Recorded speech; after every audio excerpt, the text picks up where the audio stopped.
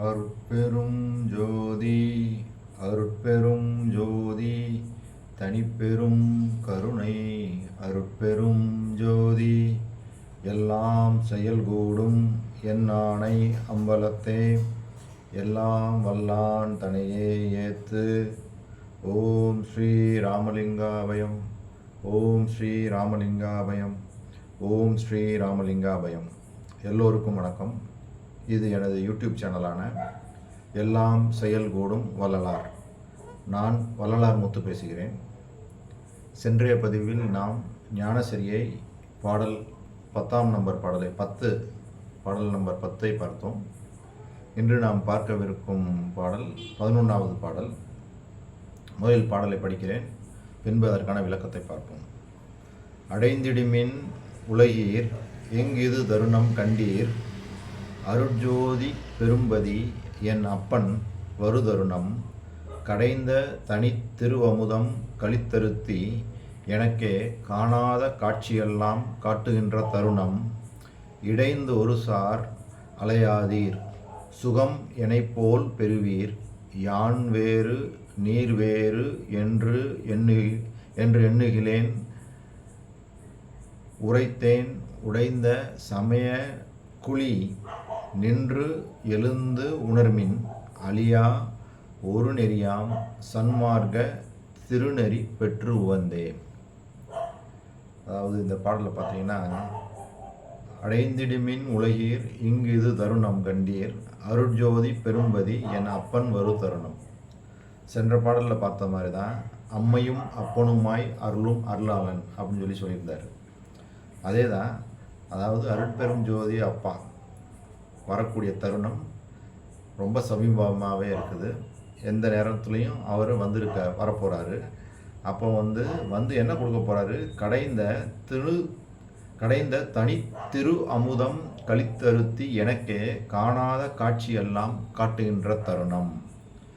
அதாவது வள்ளல் பெருமான் நிறைய அமுதங்களை பற்றி நிறைய சொல்லுவார். உரைநடை பகுதியிலையும் அகவல்லையும் திருவருட்பாலையும் பார்த்திங்கன்னா நிறைய பாடல்களில் நிறைய விதமான அமுதங்கள் 7-9 வகையான அமுதங்களை பற்றி சொல்கிறார்.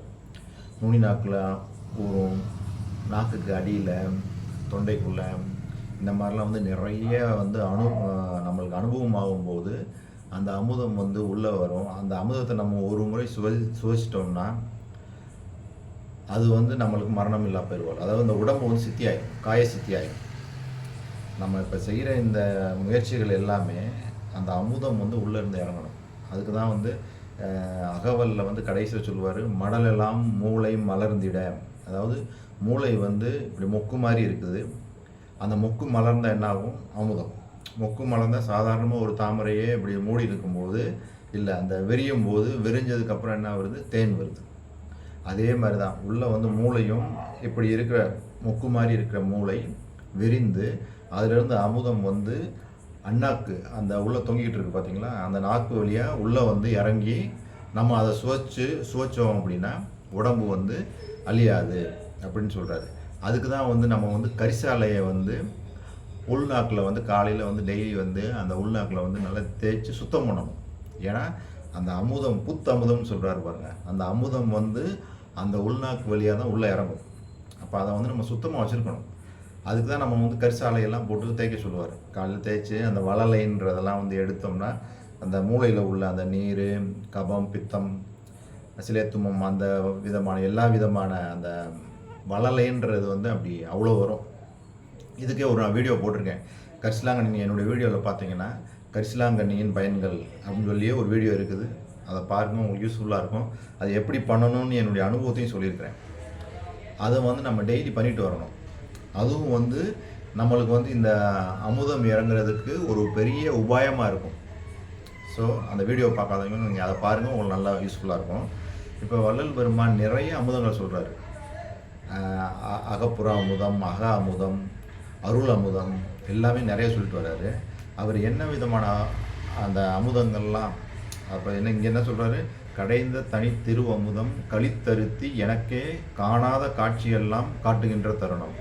அதாவது இவர் சொல்கிற அந்த அமுதங்கள் எல்லாம் அருட்பெரும் ஜோதி அகவலில் அவரே வந்து பார்த்திங்கன்னா நிறைய அமுதங்களை பற்றி சொல்கிறாரு. நான் படிக்கும்போது உங்களுக்கு தெரியும்.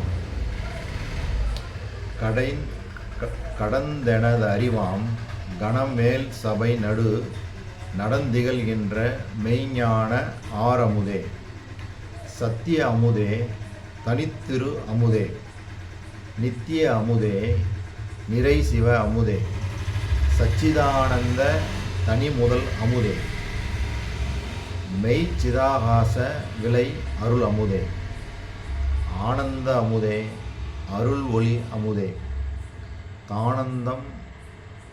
தானந்தம் இல்லாத தத்துவ அமுதே, நவநிலை தரும் ஓர் நல்ல தெல் அமுதே, சிவநிலை தனிலே திரண்ட உள் அமுதே, பொய்படா கருணை புண்ணிய அமுதே, கைபடா பெருஞ்சீர் கடவுள் வானமுதே அப்படின்னு இத்தனை விதமான அமுதங்களை பற்றி சொல்லிட்டே வராரு. பனிமுதல் நீக்கிய பரம்பர அமுதே, தனி முதல் ஆய சிதம்பர அமுதே, உலகெல்லாம் கொள்ளினும் உழப்பிலா அமுதே, அழகிலா பெருந்திரள் அற்புத அமுதே. பாருங்கள் எவ்வளோ விதமான அமுதங்களை சொல்லிட்டு வர்றாரு. மேலும் கீர்த்தனை பகுதியில் வந்து அதாவது வெண்ணிலா கன்னின்னு ஒரு கீர்த்தனை பாடல்கள் இருக்குது. அதில் வந்து என்ன சொல்கிறாருன்னா, குண்டலிப்பால் நின்றிலங்கும் வெண்ணிலாவே, அந்த குண்டலிப்பால் வேண்டுகின்றேன் வெண்ணிலாவே. அதாவது இந்த குண்டலிப்பால்ன்றது வந்து இது வந்து என்ன சொல்கிறாருன்னா அருளமுதத்தை சொல்கிறாரு. அதாவது நம்ம சிற்றபையின் கண்ணே வந்து நம்ம மனசை நிறுத்தி பயணிச்சுட்டே இருக்கும்போது இங்கே வந்து ஒரு சந்திர மண்டலம் தோன்றும்னு சொல்கிறார். இந்த ஏரியாவில் சிதாகாசம், இந்த நெற்றிப்பரப்பு, இந்த ஏரியாவில் வந்து அதாவது புருவமத்தி அந்த ஏரியாவில் வந்து ஒரு சந்திர மண்டலம் தோன்றும். அதிலிருந்து வந்து அமுதம் ஊறும். அதான் அந்த அருள் அமுதம்ன்றாரு. அதுதான் அந்த மொக்கு அந்த மாதிரி உள்ளே இருந்து மடலெல்லாம் மூளை மாதிரி மலர்ந்திட, அது எல்லாமே இந்த மாதிரி நிறைய அந்த அமுதம் ஊறுறதை பற்றி சொல்லிட்டு வர்றாரு. அதோட அனுபவங்கள் எல்லாம் வந்து நம்ம இதில் பயணிச்சுட்டு இருக்கும்போது நம்மளுக்கு இன்னும் அந்த அனுபவம் ஆகாதனால அது என்னென்னு நம்ம சொல்ல முடியல.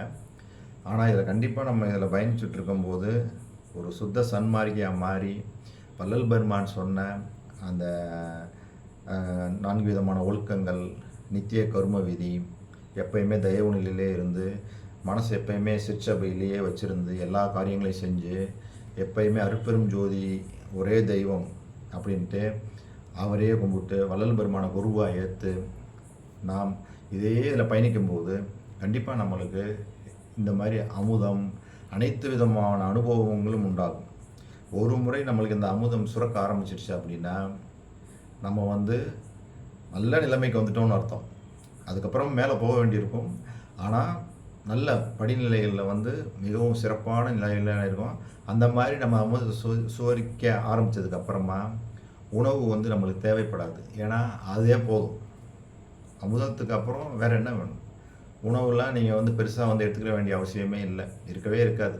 அதே போதும். அதை ஒரு தடவை உள்ள ஊறினாலே போதும், உங்களுக்கு அவ்வளோ எனர்ஜியாக இருக்கும். அதே சத்து, அவ்வளோதான், வேறு ஒன்றும் இல்லை. அதுக்கு தான் நம்ம வந்து எல்லா முயற்சிகள் செய்யணும். வள்ளல் பெருமான் கண்டிப்பாக அதை நம்மளுக்கு சித்தியாக்கி கொடுப்பாரு. ஓகே, இப்போ நம்ம வந்து இப்போ அந்த பாடல் வந்து இப்போ நான் உங்களுக்கு அமுதத்தை பற்றி சொன்னது வந்து உங்களுக்கு புரிஞ்சிருக்குன்னு நினைக்கிறேன். அப்போ வந்து அதில் அந்த அமுதத்தை பற்றி சொல்லிட்டு என்ன சொல்கிறாரு, காணாத காட்சியெல்லாம் காட்டுகின்ற தருணம் இடைந்தொரு சார் அலையாதீர் சுகம் எனை போல் பெறுவீர். ஏன்னா அவர் சொல்கிறாரு, யாம் பெற்ற இன்பம் பெருக வையகம். அது மாதிரி எனக்கு என்னென்ன கருணையினால் நான் உங்களுக்கு சொல்கிறேன் அப்படின்னு தான் எல்லா பாடல்களுமே சொல்லிட்டு வர்றாரு. யான் வேறு நீர் வேறு என்று எண்ணுகிறேன் உரைத்தேன். அதாவது நான் வேற நீங்கள் வேறன்னு நான் பிரித்தே பார்க்கல. இதைத்தான் முதலிருந்தே சொல்லிட்டு வர்றாரு. ஆண்மநேய ஒருமைப்பாட்டு உரிமைன்னு சொல்லி முதல் பாடலில் இருந்து எல்லா பாடல்லையும் நம்மவரே, அன்புடையீர், உலகியலீர் அப்படின்னு சொல்லி நம்மளை வந்து எல்லா விதத்துலேயும் இந்த ஆண்மநேய ஒருமைப்பாட்டு உரிமையை தான் அவர் வச்சுருக்காரு. இங்கேயும் அதான் சொல்கிறாரு, என்னை வேறு யாரும் நினச்சி நீங்கள் மயங்கிடாதீங்க. நான் உங்கள் நன்மைக்காகவும் உங்களுடைய முன்னேற்றத்துக்காகவும் மரணமில்லா பெருவாழ்வை பெறணுன்றதுக்காகத்தான் நான் இவ்வளவும் செஞ்சுட்டு வர்றேன், சொல்லிட்டு வர்றேன் அப்படின்னு தான் இங்கே திரும்பவும் ஸ்ட்ரெஸ் பண்ணி சொல்கிறாரு. அப்புறம் அடுத்து என்ன சொல்கிறாரு, உடைந்த சமய குழி நின்று எழுந்து உணர்மின் அழியா ஒரு நெறியாம் சன்மார்க்க திருநெறி பெற்று உவந்தேன். உடைந்த சமய குழி. அதாவது என்ன சொல்ல வர்றாருன்னா, நம்ம வந்து அருட்பெரும் ஜோதி ஆண்டவர் ஒருத்தர் தான் தெய்வம்னு சொல்லி நம்ம முடிவாகி அதுலேயே இருக்கணும். அங்கே இருந்துக்கிட்டு இருக்கும்போதே நம்ம வந்து வேறு சமயங்கள், வேறு தெய்வங்கள், சமய தெய்வங்களை எல்லாம் கும்பிட்டுட்டு இருந்தோம்னா ஆற்றுல ஒரு கால் சேத்துல ஒரு கால் அந்த மாதிரி இருந்தோம்னா அந்த முழுமையான அந்த கிரிப் நம்மளுக்கு கிடைக்காது. அப்போ வந்து அதோட பலன் வந்து சரியாக இருக்காது. நம்ம இருக்கிறோன்னு பேரோடு தான் இருப்போமே ஒழிய அவர் சொல்கிற அந்த சித்தி நிலைகளோ அந்த மேலே ஏற முடியாது. அப்போ முடிந்த முடிவாக நம்ம அதோடு இருக்கணும். வள்ளல் பெருமான் அதைத்தான் நிறையா பாடல்கள் சொல்கிறார். நீங்கள் வந்தீங்கன்னா அந்த ஒரே ஏன் அப்படி சொல்கிறாரு, அதுக்கு காரணம்னு சொல்கிறாரு. ஏன் நான் அப்படி சொல்கிறேன் அப்படின்னா, நீங்கள் சமய தெய்வங்கள், சமயம், ஜாதி, மதம், ஆச்சாரியங்கள், சாத்திரங்கள், புராணங்கள், இதிலெல்லாம் போய் வேதங்கள் இதிலெல்லாம் போனீங்கன்னா அதெல்லாம் வந்து பவநெறின்றாரு. பவநெறினா மரணத்தை வந்து ஏற்றுக்கிட்ட நெறிகள். அதில் போனீங்கன்னா சாவு நிச்சயம். ஏன் அப்படின்னா அவங்க வந்து பிறந்தவங்க எல்லாமே இறந்து போகணும். அப்படி தான் பிறப்புன்னு ஒன்று இருந்ததுன்னா இறப்புன்னு ஒன்று உண்டு அப்படின்றத முழுமையாக அனைத்து இந்த ஜாதி சமய அந்த நெறிகள் எல்லாமே ஏற்றுக்கொண்டன. அதான் உண்மை. அப்போ அந்த மாதிரி இருக்கும்போது வள்ளல் பெருமான் வந்து அதை ஏற்றுக்கறல. அவர் சொல்கிறாரு, பிறந்தவங்க வந்து இறக்க வேண்டியது, எல்லாரும் பிறவாமை வேண்டும் சொன்னாங்க. ஆனால் வள்ளல் பெருமான் ஒருத்தர் தான் இரவாமை வேண்டும் அப்படின்றார். இங்கே தான் அவர் வேறுபடுறார். அதனால தான் அவர் இந்த மரணமில்லா பெருவாழ்வு என்ன சொல்கிறாரு, இந்த மனித தேகம்தான் இந்த பிறவியிலேயே நம்ம வந்து இந்த மரணமில்லா பெருவாழ்வை பெற்றுக்கொள்ளலாம் அப்படின்னு அடுத்த பாடலில் வரும். அதனால இந்த பிறவியை நம்ம விட்டுறக்கூடாது. ஏன்னா அடுத்த பிறவி நம்மளுக்கு என்ன பிறவி கிடைக்குன்றது கண்டிப்பாக தெரியாது. அது மனித பிறவியே பிறப்பு கிடைக்குன்றதுக்கு எந்த ஒரு நிச்சயமும் கிடையாது. ஸோ இந்த பிறவியிலேயே நம்ம முடிந்த முடிவான அந்த மரணமில்லா பெருவாழ்வை பெற்றுக்கிறணும் அப்படின்றது தான் அவருடைய ரொம்ப ரொம்ப ஸ்ட்ரெஸ் பண்ணி சொல்லிட்டு வர்றாரு. அதனால தான் ஒவ்வொரு பாடல்லையும் அவர் ரொம்ப கீழே இறங்கி சொல்லுவார். ஆண்மனை ஒருமைப்பாட்டோட சொல்கிறேன், நான் சொல்கிறது வந்து பொய் இல்லை, உண்மை, சத்தியம். இப்போ நான் சொன்ன இப்போ பாடல்லேருந்து இதுக்கு முந்தைய பாடல்கள்லேருந்தே உங்களுக்கு புரிஞ்சிருக்கும் அவர் ஏன் இப்படிலாம் சொல்லிட்டு வர்றாருன்னு. அப்போ இங்கே உடைந்த சமய குழி நின்று எழுந்து உணர்மின் அழியா ஒரு நெறியாம் சன்மார்க்க திருநெறி பெற்று வந்தேன். அப்போ இந்த வரிகளில் உங்களுக்கு புரிஞ்சிருக்கும். அப்போ அந்த சமய, ஜாதி, மதம், அந்த ஆச்சாரியங்கள் இதிலெல்லாம் போயின்னா அதெல்லாம் பழங்கதைகளை பேசிகிட்டு இருந்து அதெல்லாம் வந்து கதைக்கு ஆகாத விஷயங்கள்.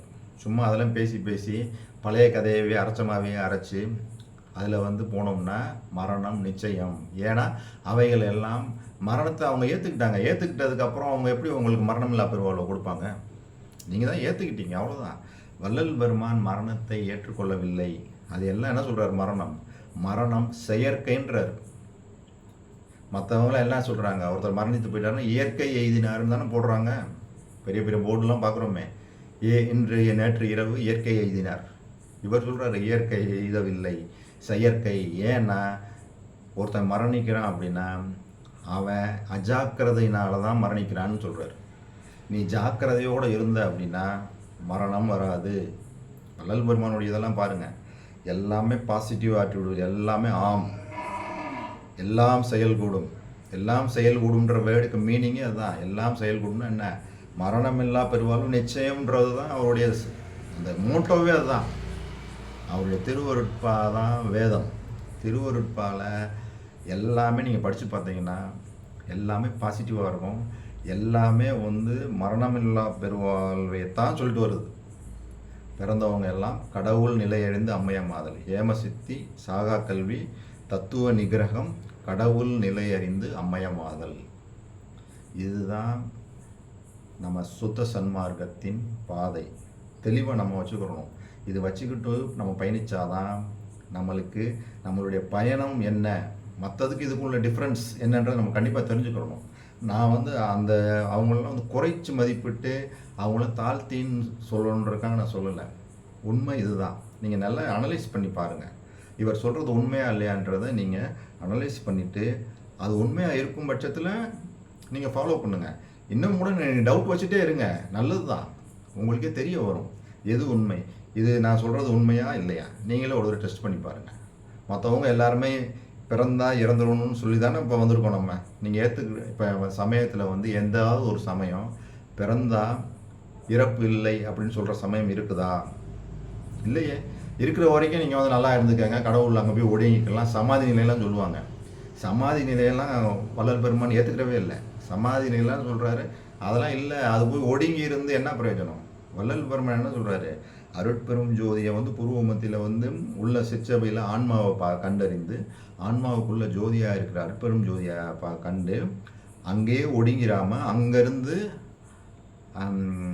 அகவடிவு இங்கே அனக வடிவாகணும்னு சொல்லி நம்ம போன பாட்டில் பார்த்தோம். அங்கேருந்து நம்ம வெளியே வந்து எல்லா உயிர்களையும் போய் எல்லா உயிர்களையும் அன்பு செய்து நம்ம வந்து எல்லா விதமான சித்தி அந்த உயிர்கள் எல்லாம் மேம்பட்டு மரணமில்லா பெருவாழ்வை பெறுவதற்காக நம்ம வந்து உபாயமாக இருந்து எல்லா உயிர்களும் நல்லா இருக்கிறதுக்காக நம்ம முயற்சிகள் செய்யணும். அந்த வேலையில் நம்ம செய்யணும். கடவுளுடைய வேலையை நம்மளுக்கு கொடுத்துருக்க வேலை அதுதான். நம்ம அதுக்குண்டான வேலைகளில் தான் நம்ம போய் செய்யணுமே ஒழிய நம்ம மற்றது மாதிரி பிறந்தா இறந்து போயிடணும் அப்படின்றது ஒரு காலம் இல்லை. இதை வந்து நம்ம தெளிவாக புரிஞ்சுக்கணும். அதனால தான் அவர் என்ன சொல்கிறாரு, உடைந்த சமய குழி நின்று எழுந்து உணர்மின். அது என்னன்றதை நல்லா உணர்ந்துக்கணும். ஏன்னா அதில் போய் பற்று வச்சுக்கிட்டு ஜாதி சமயம் அதில் போய் பற்று வச்சுருந்தா என்னோட தான் பெரியது, நான் தான் இதுன்னு சொல்லி அதிலே போய் இருந்தோம்னு வச்சுக்கோங்க. இந்த மெயினான இந்த நம்ம மரணமில்லா பெருவாழ்வுன்றதை மறந்துட்டு அதிலே போய் சுற்றி சுற்றி மரணித்து விடுவோம் என்பது தான். இதான் நம்ம கண் கூட பார்த்துட்டு வரோம்.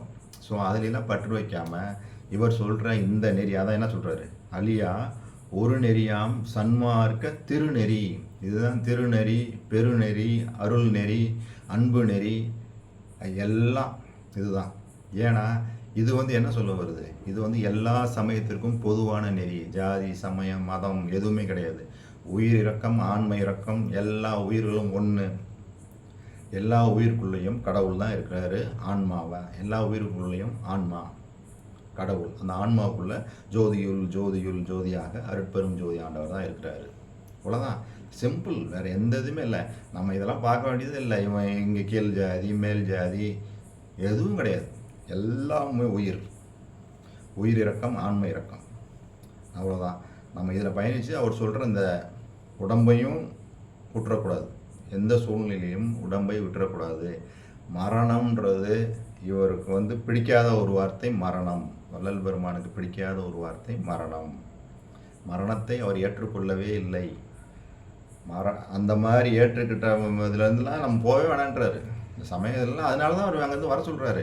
நீங்கள் அதுக்குள்ளெல்லாம் போனீங்கன்னா அதில் போய் அக்செப்ட் பண்ணி வீண் போயிடுவோம். அதான் வீண் காலம் கழிக்காதீர்கள்னு சொல்கிறாருல. ஸோ இந்த பாடலில் பாருங்கள், 4-5 வரி தான், எவ்வளோ விஷயங்கள் உள்ளே இருக்குது பாருங்கள். ஸோ இதை வந்து இந்த தெளிவோடு நான் சொல்லியிருக்க அந்த விஷயங்கள் எல்லாம் உங்களுக்கு இப்போ புரிஞ்சிருக்குன்னு நினைக்கிறேன். இந்த தெளிவோடு நம்ம அடுத்த பாடல் 12வது பாடலை அடுத்த வீடியோவில் பார்ப்போம். இது வரைக்கும் பொறுமை காத்து எனது இந்த வீடியோவை பார்த்தவங்களுக்கு கோடான கோடி நமஸ்காரங்களும் நன்றிகளும். அருட்பெரும் ஜோதி, அருட்பெரும் ஜோதி, தனிப்பெரும் கருணை, அருட்பெரும் ஜோதி.